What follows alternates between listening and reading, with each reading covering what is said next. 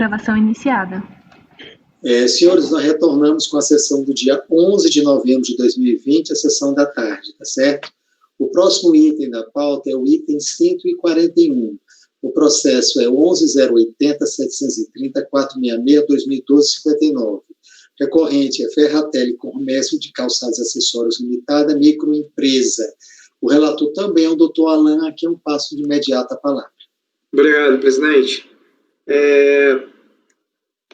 A recorrente interpõe em presente recurso contra a decisão de primeira instância que manteve a ADE de exclusão do Simples Nacional com efeitos desde a sua constituição, por ter estado caracterizada a interposição de pessoas no seu quadro societário.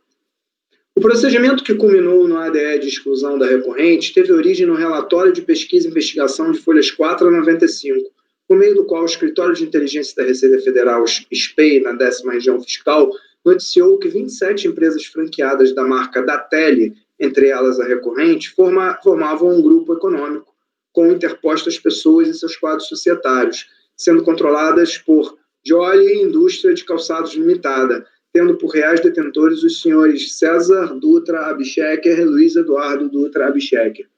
Contra o ADE de exclusão, a hora recorrente interpôs manifestação de inconformidade, folhas de 1548, por meio da qual alegou em síntese que seria total a impossibilidade de formação de grupo econômico entre a requerente e a Jolly Indústria de Calçados Limitada, haja vista que foi constituída e registrada em 29/6/2010, data na qual a Jolly não mais entregava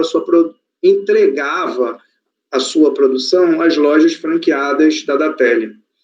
A Receita Federal não está autorizada a afastar a personalidade jurídica de qualquer empresa, o que só pode ocorrer mediante judicial, nos casos de abuso de personalidade jurídica pelo desvio de finalidade ou por confusão patrimonial, hipótese inexistente no caso. A decisão proferida está amparada por um procedimento absolutamente legal, conduzido à míngua de qualquer exercício de direito de defesa da recorrente, que, aliás, sequer era alvo de investigação impulsionada pelo SPEI. Não há efetiva comprovação da existência de ligação entre a requerente e o documento e o documentado no relatório número RS 2011-0017, elaborado pelo Escritório de Pesquisa e Investigação na 10ª Região Fiscal. Não havendo qualquer demonstração dos indícios em relação a Ferratelli Comércio de Calçados. Os sócios da requerente foram funcionários de outras lojas do grupo Datelli, e tendo em vista a história e dedicação ao ramo calçadista e ampla experiência não apenas no comércio de calçados, mas no próprio labor junto à marca Datelli, resolveram constituir a empresa requerente no intuito de explorar, mediante contrato de franquia, a mesma marca. Não poderia ter distribuído o resultado financeiro da loja franqueada aos irmãos Abchecker no período de 2004 a 2009, conforme relatório produzido pelo SPEI da 10ª Região Fiscal, tendo em vista que foi constituída apenas em 2010. Jamais teria outorgado procurações a Luiz Dutra Abchecker e Luiz César Dutra Abchecker. De fato, outorgou procuração para a movimentação de sua conta bancária, decorrente de contratação de empresa administradora especializada, o que não representa qualquer ilicitude. Tal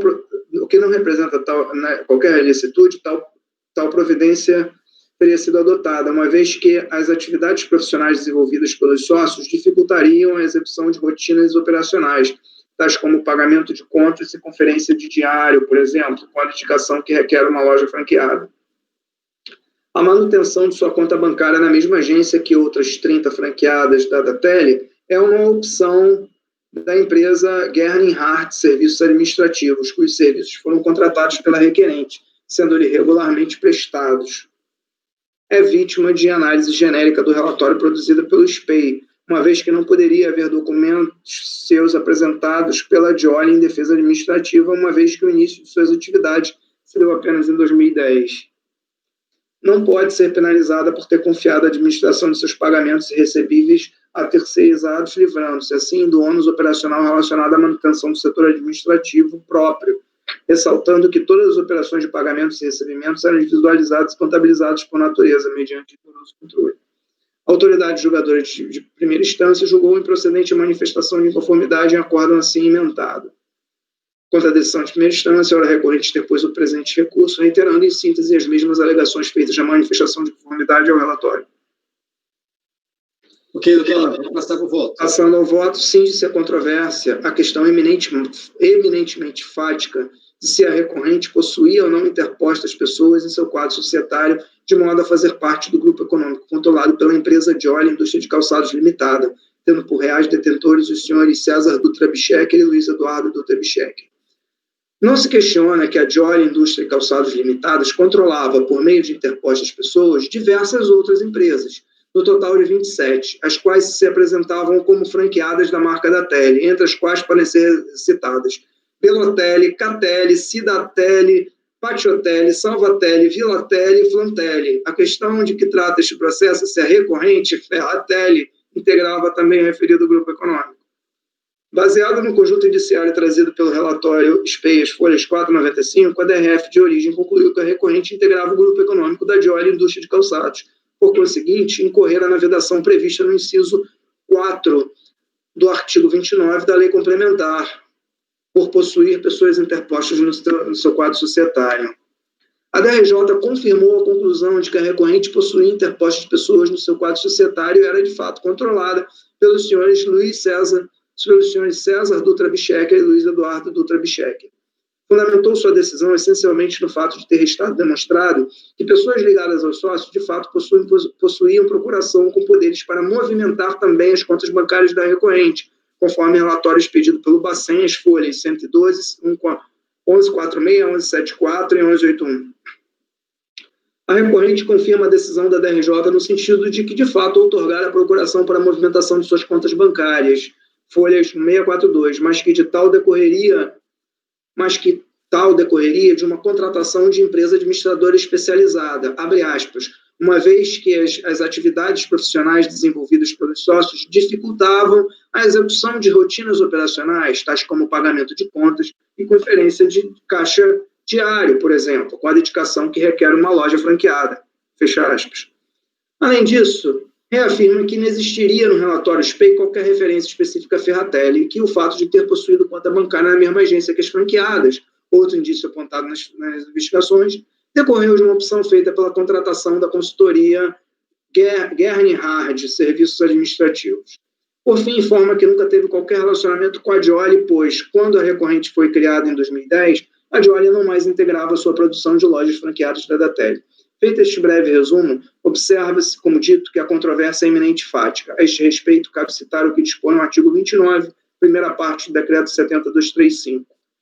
Pois bem, é inverossímil que uma empresa de porte de uma optante do Simples terceirize o controle de sua movimentação financeira justamente ainda para um serviço de consultoria que foi identificado como um dos mediadores do supracitado esquema de interposição de pessoas.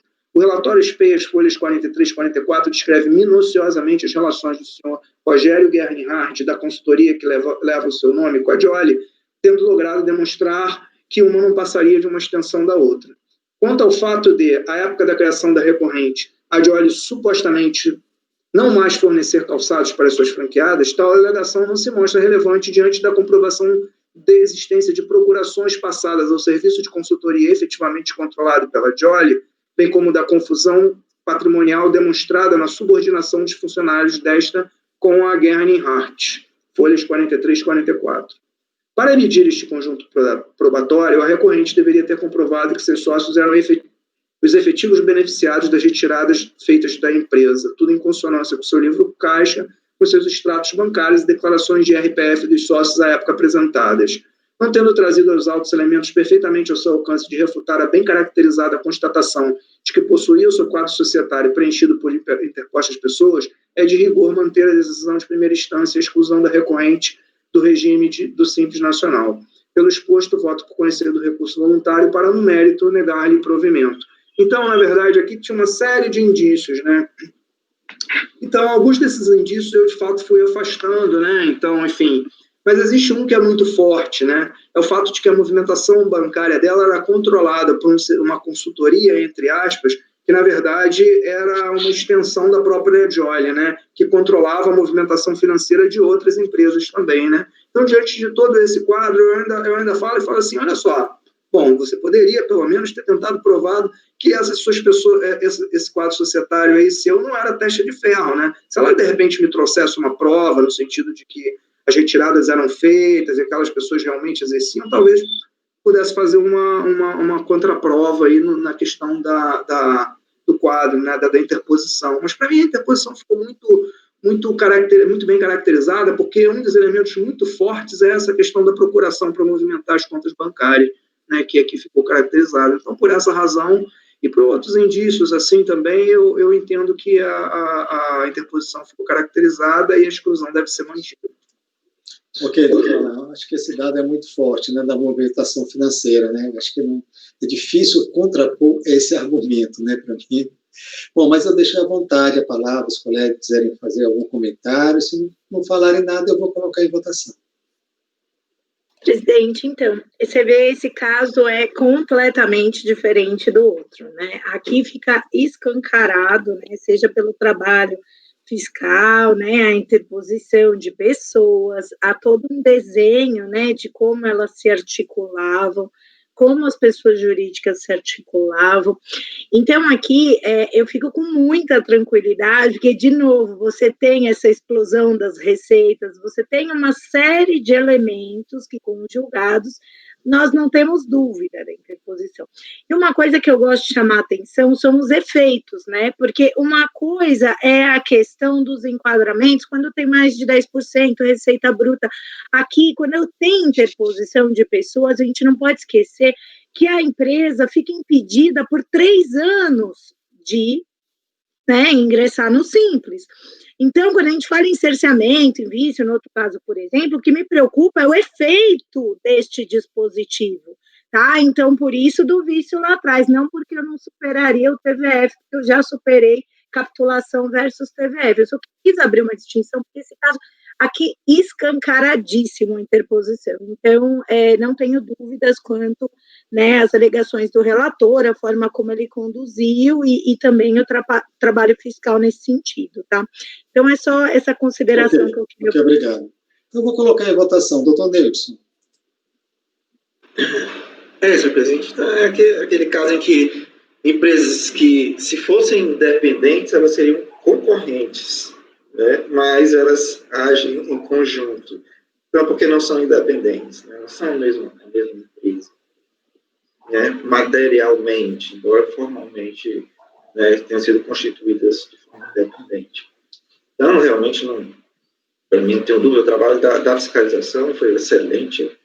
Inclusive, eu não afastaria alguns indícios que o relator afastou. Então, acho que acompanharia, acho relevante as questões do...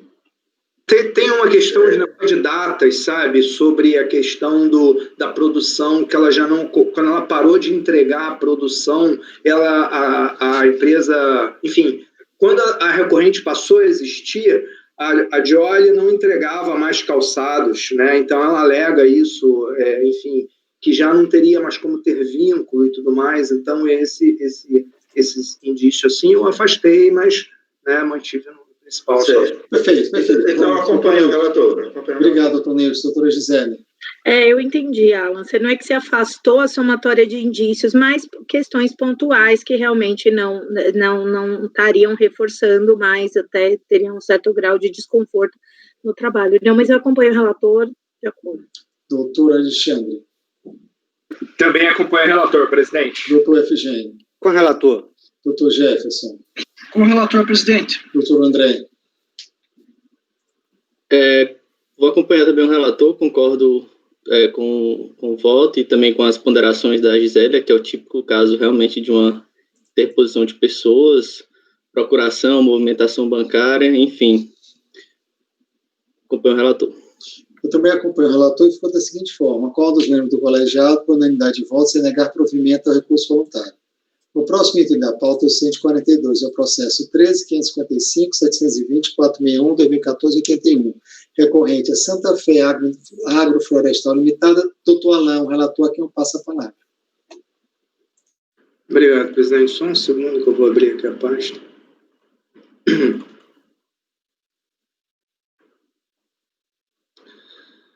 Certo, vamos lá. Essa é uma discussão interessante. Santa Fé interpõe o presente recurso voluntário contra a decisão de primeira instância que manteve a ADE de exclusão do Simples Nacional referente ao ano calendário 2015. Dispõe o ADE de 3 de setembro de 2014, as folhas 53, que o motivo para a exclusão foi o fato de ter sido detectada a existência de débitos em aberto com a Fazenda Pública Federal, conforme consolidação de folha 58 e relatório de folha 59 seguinte. A hora recorrente impugnou a ADE de exclusão as folhas... Eu não botei as folhas aqui, né, mas vamos colocar.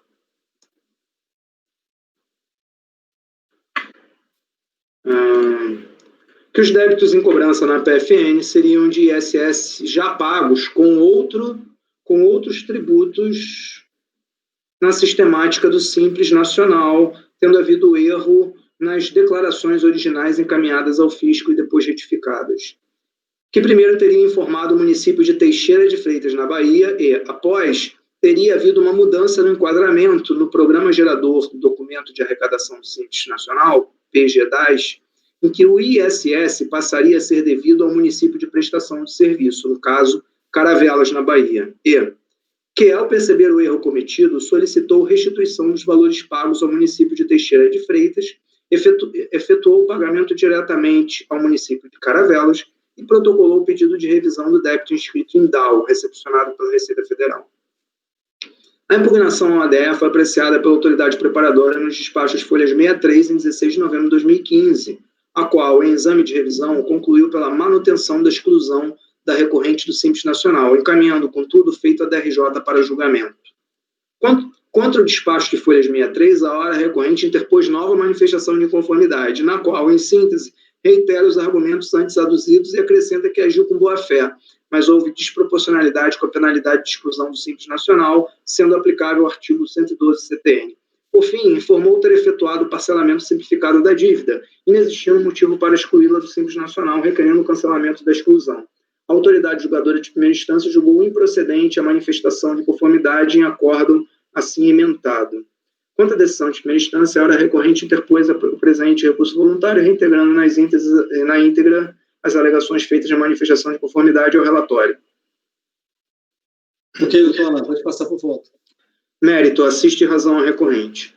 Como se observa, no despacho de folhas 64, no qual foi apreciada a impugnação ao ADE, a autoridade preparadora faz um juízo sobre o erro alegado pela recorrente. Neste contexto, ao perceber o equívoco cometido, o contribuinte solicitou restituição dos valores pagos ao município de Teixeira de Freitas, na Bahia, e efetuou o pagamento diretamente ao município de Caravelas, na Bahia, e protocolou o pedido de revisão do débito inscrito em DAO, recepcionado pela Receita Federal sob o número tal, em 26 de 2014. Em negrito. Da solução do pedido, tem-se que o recolhimento foi efetuado de forma equivocada e, em se tratando do regime diferenciado do Simples Nacional, o erro é inexcusável. Então, esse foi o juízo que a autoridade preparatória fez. Isto posto, foi mantida a inscrição em DAO questionada, conforme constante as folhas 65 e 69 do referido processo. Desta forma, considera-se que o contribuinte não regularizou sua situação fiscal no prazo determinado, conforme constante as folhas 61, permanecendo devedor perante o fisco. Pois bem, voltando ao voto. Já a DRJ entende que as alegações feitas pela recorrente foram prejudicadas em razão do pedido de parcelamento simplificado feito a destempo do débito que motivou a exclusão. Pois bem, diante das circunstâncias muito bem detalhadas no recurso voluntário acerca de como ocorreu o incidente, bem como dos documentos juntados e a ausência de outra parte de enfrentamento pelas instâncias anteriores dos fatos ali alegados, tem-se por incontroverso que a recorrente errou no endereçamento de crédito de ISS, de um município para o outro, tendo sido isto a causa do débito em aberto que motivou a sua exclusão do Simples Nacional. Sobre este incidente, ouso discordar do entendimento da autoridade preparadora no sentido de que o erro quanto à indicação do município correto credor do ISS tenha sido inexcusável no contexto da sistemática do Simples Nacional. Isto porque, neste caso, é muito claro não ocorrer uma inadimplência do ponto de vista material da parte da recorrente. Tratando-se ainda de uma sistemática nacional de arrecadação de tributos, tem-se que a decisão de excluir a recorrente do Simples Nacional por conta deste incidente, de mero erro de troca no município credor do ISS, mostra-se por demais formalista, devendo-se, ao meu ver, ser revista. Quanto ao fato de ter a recorrente aderido, já fora do prazo para regularização perante o Simples, ao parcelamento simplificado em relação a este débito, como fundamentado pela DRJ, tal não prejudica a sua versão de que pagou corretamente o valor no passado, até porque é esperado que a solução para estes casos possa vir, de fato, possa vir a ser, de fato, desistir da revisão de ofício e acabar por parcelar esse débito, qual, na verdade, já tinha sido pago, mas antes endereçado no município errado. Pelo exposto, voto por conhecer do recurso voluntário para, no mérito, dar-lhe provimento é como voto. Obrigado, doutor Alain. Só um esclarecimento. Então, esse pagamento que ele fez para o município errado é exatamente aquele débito, né? Tá, isso. Está claro, né? Isso foi esclarecido. Eu nem conhecia muito bem esses detalhes dessa sistemática. É que às vezes você no ISS ele gera muita dúvida. Me debruçar um pouco mais, né? Porque de fato porque assim ele recolhe a guia do Simples Nacional numa guia, né? E o ISS ele recolhe em separado com o código do município. Só depois que na hora que ele vai preencher a declaração do Simples, pediu um código de outro município, que ele não tinha o DARF para comprovar e o débito ficou em aberto na declaração do Simples, está entendendo? Então ele tinha um crédito no município, mas o débito na declaração do Simples causada pelo fato de que, na verdade, era devido a outro município, entendeu? Perfeito. É o seguinte, o ISS, eu sei que tem muito conflito com relação a isso. Onde é o serviço prestado? Eu sou uma empresa de São Paulo, prestou serviço em Campinas, onde é que vai recolher o imposto? Eu sei que isso gera muita dúvida, tá vendo? Mas, então, nesse caso, está comprovado que era aquele realmente imposto à operação, só que ele recolhia no local errado, e depois ele parcelou, não é isso? Isso, acabou, ele entrou com um pedido de revisão de ofício de um lado, restituição do outro, etc. Tá, mas no final ele acabou parcelando, mas isso foi fundamento para a DRJ não aceitar, mas eu falei, não, peraí, no passado isso aqui só trocou de A para B, a mesma coisa, daqui já não tem mais relevância. Claro, perfeito. Colegas, alguém quer comentar ou podemos ir para a votação? Muitas vezes o contribuinte é forçado a adotar outra providência, parcelar, por exemplo, para poder ter uma certidão negativa. Sim. Isso. Não quer dizer que ele não tem o direito. Eu acompanho o relator, senhor presidente. Doutora Gisele? Acompanho o relator, presidente. Doutor Alexandre? Também acompanho o relator, presidente. Doutor Efigênio? Acompanho o relator. Doutor Jefferson? Acompanho o relator, presidente. Doutor André? Com o relator, presidente. Eu também acompanho o relator, então ficou da seguinte forma: acordo os membros do colegiado por unanimidade de votos em dar provimento ao recurso voluntário. O próximo item da pauta é o item 143, que é o processo 13.838.720.020.2017.56. Lanchonete Bairro Limitada. Doutor Alain, também o relator, a quem eu passo a palavra. Obrigado, presidente. Esse aqui é um caso um pouco mais simples, mas ao mesmo tempo chato, né? Vamos dizer assim. O recorrente interpõe presente recurso voluntário contra a decisão de primeira instância que manteve termos de indeferimento de sua opção Simples Nacional. O motivo do indeferimento foi a existência de débitos em aberto referente a multas por atraso na apresentação de declaração do PGDAS-D, conforme relacionado às folhas 15. A hora recorrente interpôs manifestação de conformidade às folhas 2 e 3, alegando ter pago o débito em 31/1/2011, portanto, dentro do prazo para regularização. A DRJ julgou improcedente a manifestação de inconformidade ao fundamento de que o pagamento foi efetuado sem os respectivos juros de mora sobre as multas. Quanto à decisão da DRJ, a recorrente interpôs o presente recurso voluntário, reiterando em síntese as mesmas alegações feitas na manifestação de conformidade ao relatório. Ok, doutor Alain, pode passar para o voto. Assiste razão a recorrente. A controvérsia cinge-se ao fato de se a recorrente efetuou ou não o pagamento do montante integral dos débitos em aberto, os quais motivaram o indeferimento de sua opção. Pois bem, a DRJ fundamentou a sua decisão no sentido de que os juros de mora não haviam sido recolhidos, folha 33. Compulsando-se os autos, verificou-se que o pagamento do débito mediante DARF de folhas 19 e 27 ocorreu em 31/1/2017, porém sem os acréscimos moratórios, multa de mora, gerando recolhimento insuficiente para a regularização da pendência. Logo, remanesceu o saldo devedor não regularizado dentro do prazo legal, que demonstra a procedência do termo de indeferimento. A recorrente insiste que efetuou a regularização do montante integral do débito. Pois bem, como se observa dos autos, o que se observa dos autos é que a recorrente efetuou diversos pagamentos do Código 4406, multa por atraso na entrega da PGDS, com fato gerador 1/1/1980, parcelamento de indicador de parcelamento, e com juros de mora, como na guia a seguir. Então, tem aqui um valor de juros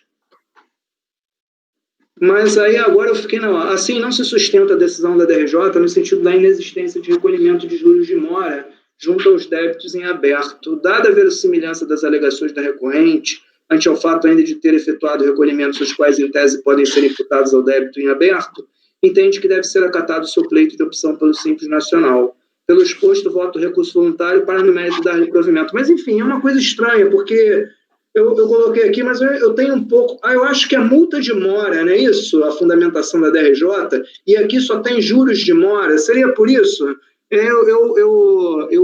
Essas partes assim da arrecadação, eu não tenho esse olhar muito crítico, muito bom, sabe? Por essa razão eu coloquei até o DARF aqui. Então a controvérsia é essa, se ela recolheu o montante integral ou não, né? A DRJ fala que não recolheu com uma multa de mora. Aí eu falei assim, mas tem os acréscimos moratórios aqui, né? Mas, de fato, me parece que se fosse realmente a multa de mora não tem, não é verdade? O que você acha, Neilton?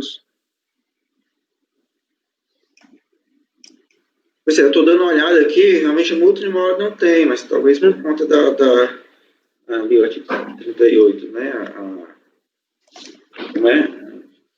Eu estou querendo encontrar o termo de indeferimento aqui, que eu ainda não achei.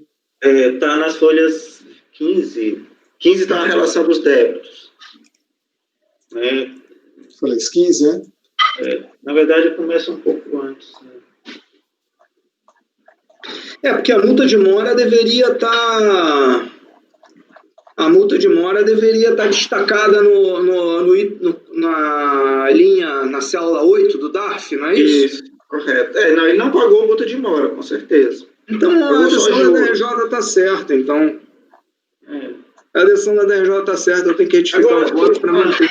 Os dados que você fala são esse da folha 19 em diante, ou tem outro? Sim, folhas 19 em diante, é isso aí. Porque são poucos dados e são valores diferentes dos débitos. Porque o que acontece? Não, os débitos... é porque ele parcelou. Esse código aqui do DARF 01 do 01 de 1980 é código de parcelamento. Então, por essa razão, não vai bater com precisão, né? Porque é uma indicação de parcelamento, que ele parcelou o débito, né? E esse aqui provavelmente é uma cota do parcelamento, né? Mas fato é que realmente não está demonstrado que ele recolheu a multa de mora, que nesse caso aqui é devida, inclusive, porque o lançamento é de ofício, né? O débito mas se está parcelado, e não foi rescindido o parcelamento, assim, não tem que ser excluído. Só porque ele não pagou a multa de mora de uma cota do parcelamento, ou de alguns parcelamentos. Mas tá aí, uma outra pergunta. O acordo da DRJ, ele se refere a um único débito, né? O voto é bem pequeno. A composição dos autos verifica que o pagamento do débito mediante o DAF, folhas 19 e 27, ocorreu em 31 de janeiro de 2017, mas sem acréscimos legais, multa de mora, gerando recolhimento suficiente para a regularização da pendência. Logo, permaneceu o saldo devedor não regularizado dentro do prazo legal. Ele é bem claro, esse foi o fundamento da manutenção. No recurso voluntário, ele traz algum dado novo? O que ele alega aqui? Não, realmente o recurso é pobre, né, presidente? Assim, né? Você viu que foi feito redigido pelo próprio empresário, né, pelo próprio microempresário, e ele basicamente, a interpretação que eu fiz do recurso, né, é de que ele reitera, de que teria pago tudo como deveria, né? Ele próprio não fala, por exemplo, em parcelamento, né? Eu, por exemplo, estou deduzindo por esse código aqui desse período de apuração que, por acaso, eu sei que é parcelamento, né? Mas isso não traz nada novo. Eu olhei aqui o recurso voluntário dele, não traz nada novo realmente, não, né? Bom, doutor, lá então nessa situação, o senhor vai manter o seu voto? Não, eu acho que eu vou ajustar, presidente. Eu acho que eu vou ajustar no sentido de que realmente a fundamentação da DRJ não foi elegida no recurso voluntário, de que faltou a cobrança da multa de mora. Ele deveria ter refutado isso no... Ele fala de maneira genérica, mas ele não refuta de forma específica, né? Perfeito. Então, senhores, querem olhar mais o processo? Podemos votar? O André quer falar, pode falar, André. E Alan, eu tô olhando aqui, porque na realidade são vários débitos, né, de multa. Isso. E aí o contribuinte ele parcelou em 3 parcelas no dia 25 de janeiro, então dentro do prazo de opção. Então esses débitos estão com a elegibilidade suspensa. Não, mas tem outro, né, André, não? Oi? André tem outro, né? Eu acho que ficou pendente um deles, não? Tem um que ele pagou a menor e o restante ele parcelou. Esse que ele pagou a menor é o que a DRJ manteve, porque esse não foi quitado. Pelo que eu entendi, foi isso. Não, o débito ele foi consolidado nesse parcelamento. Todos? Todos. Qual é a folha que você está olhando? Folha 40. Vamos olhar aqui que eu tenho que... Tem que abrir o processo aqui.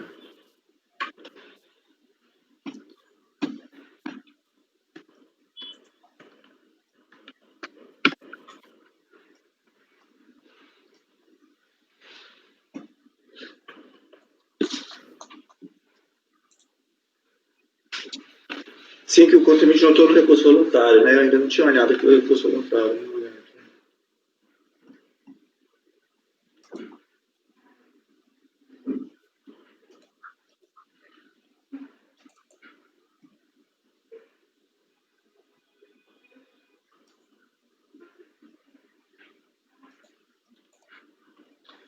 Parcelou tudo, né?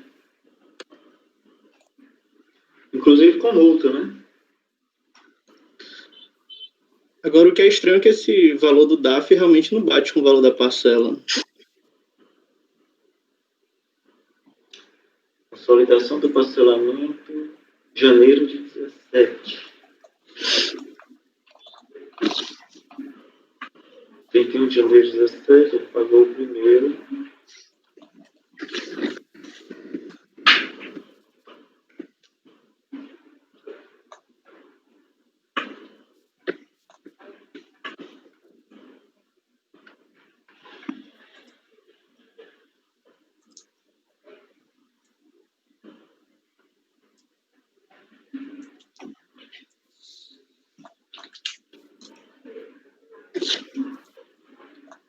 Mas olhando aqui a grosso modo, me parece que todos os débitos estão englobados no parcelamento.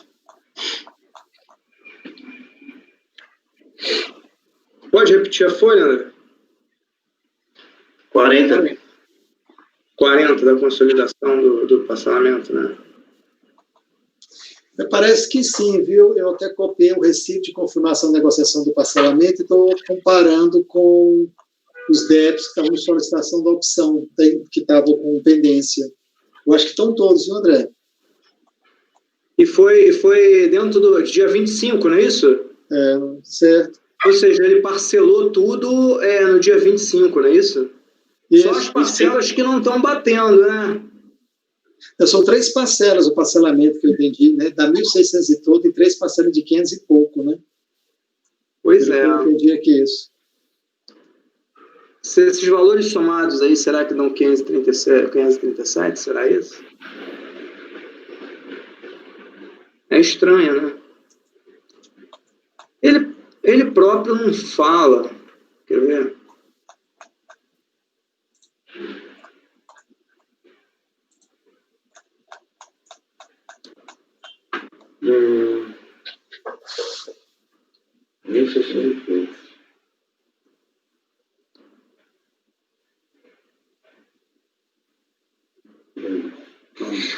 Pode ser que...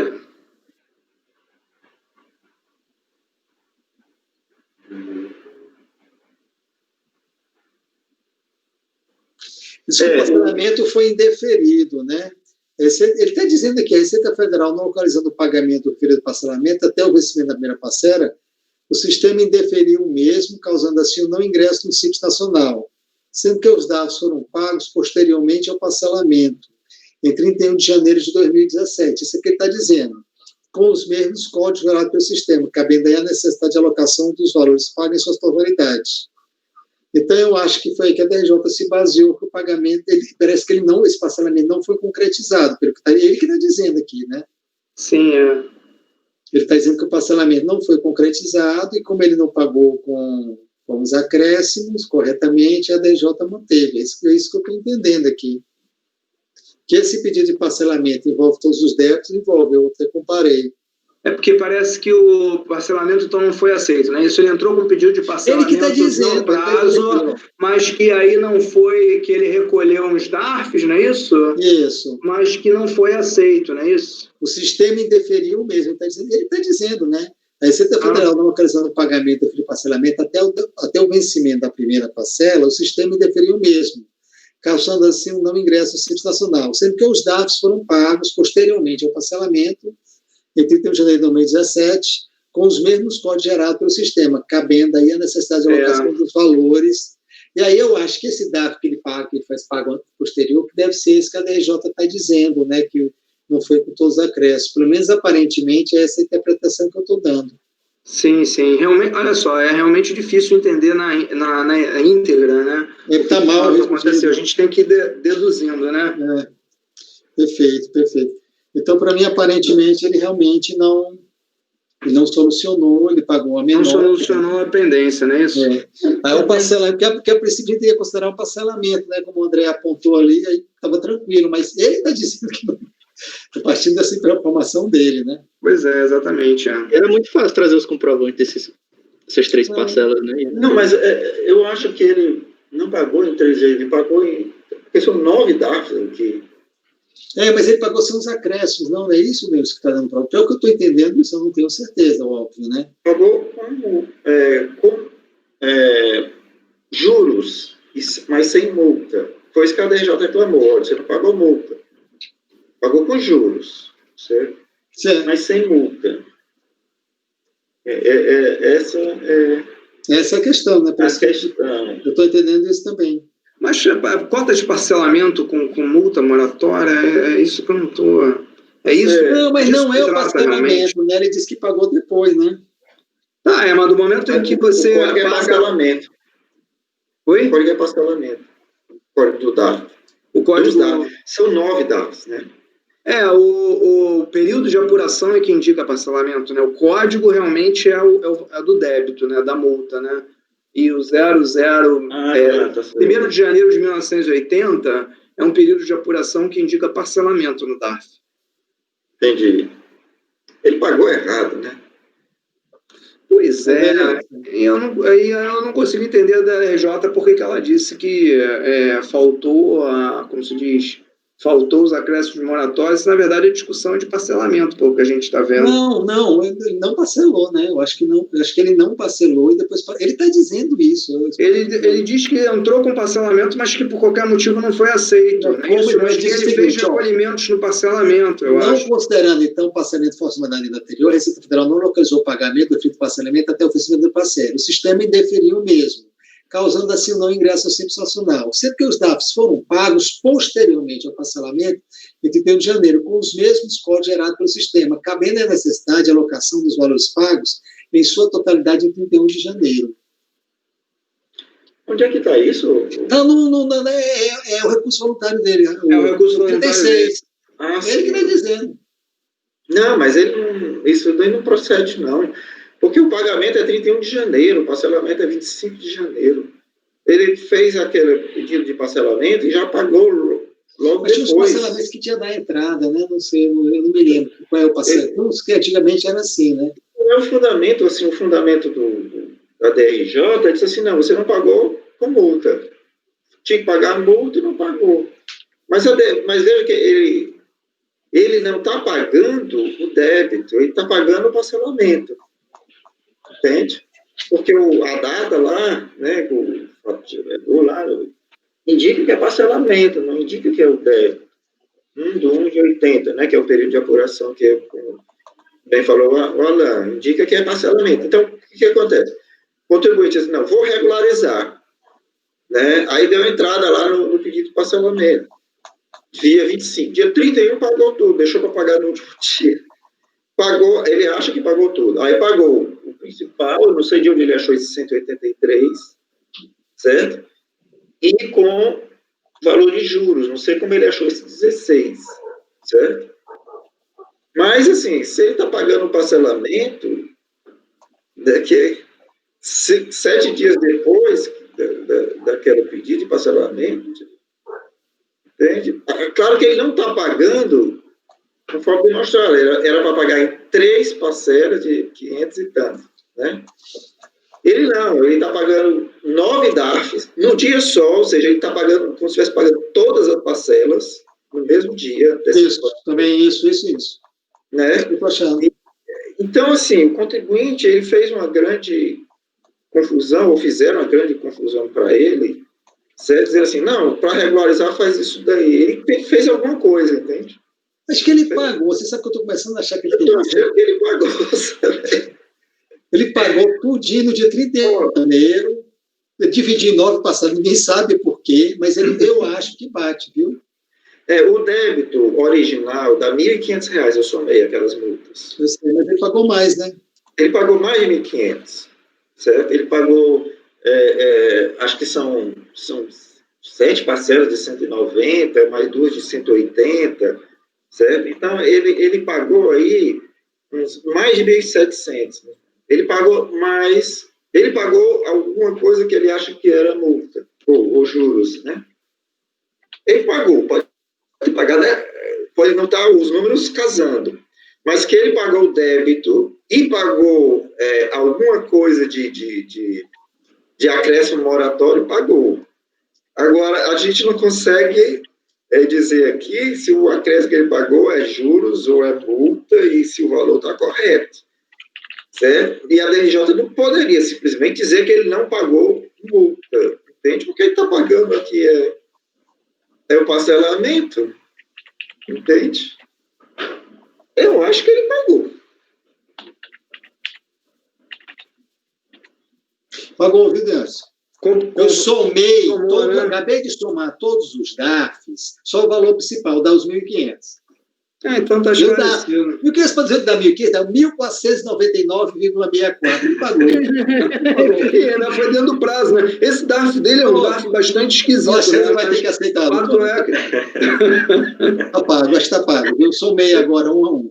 Tá certo. Eu vou ajustar meu voto para informar isso e vou dar provimento, então, recurso. Podemos votar, né, colega? Agora, então... Então, você vai formar os DARFs, as florestais, comprova o pagamento dia 31 de janeiro. Acho que é. Apesar da confusão que o contribuinte fez, né? Não precisa entrar no detalhe da confusão, não. Porque... Isso aí Vai levar umas 20 páginas. Exato. Bom, doutor Nelson. Acompanha o relator. Doutora Gisele. Acompanha o relator, presidente. Doutor Alexandre. Também acompanha o relator, presidente. Doutor Efigênio. Com o relator. Doutor Jefferson. Com o relator, presidente. Doutor André. Com o relator, presidente. Eu também acompanho o relator, ficou da seguinte forma: acorda os membros colegiados por unanimidade de votos e dá provimento ao recurso voluntário. Vamos agora ao item 144, o processo 13884-722-781-2017-97. Recorrente a Center Diesel, Comércio e Recuperadora de Peças Limitada. É o doutor Alain, a quem eu já passo imediatamente a palavra. Obrigado, presidente. Doutor Alain, me diga só uma coisa, esse processo você acha que leva muito tempo ou não? Porque já são 17h52. É a questão... Não, esse é bem simples. É bem simples, só faz a leitura desse processo, aí a gente faz... débitos em aberto. Ok. Exclusão do simples, débitos em aberto com a Fazenda, o ADE de exclusão das folhas 10. Contra o ADE, a recorrente interpôs manifestação de conformidade, alegando em síntese que propôs a cessão de pré-executividade contra a execução fiscal de parte dos débitos, arguindo a prescrição, e que espera, ao final, poder parcelar o restante.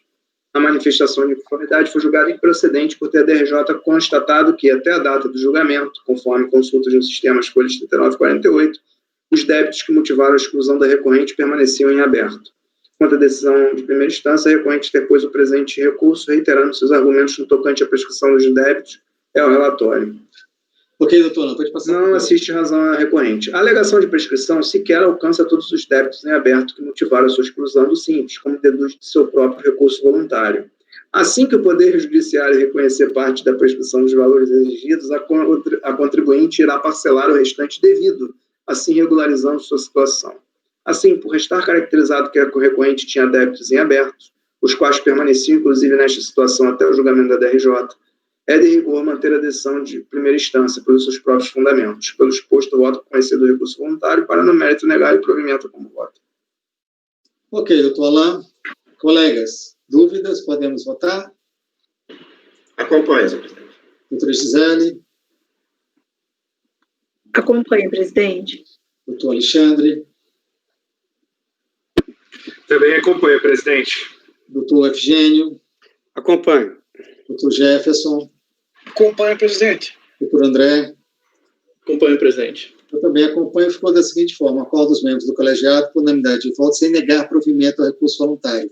Doutor Alain, ainda tem um da sua leva. É rápido, igual a esse, ou é mais complicado? Não, eu acho, ele é rápido, mas é aquela discussão da regularização, né? Então, Só de espetáculo? Não, esse não. Então, eu vou fazer o seguinte, eu vou pedir para interromper a gravação para a doutora Patrícia, tá certo? E aí a gente continua em seguida, tá certo? Ok, presidente.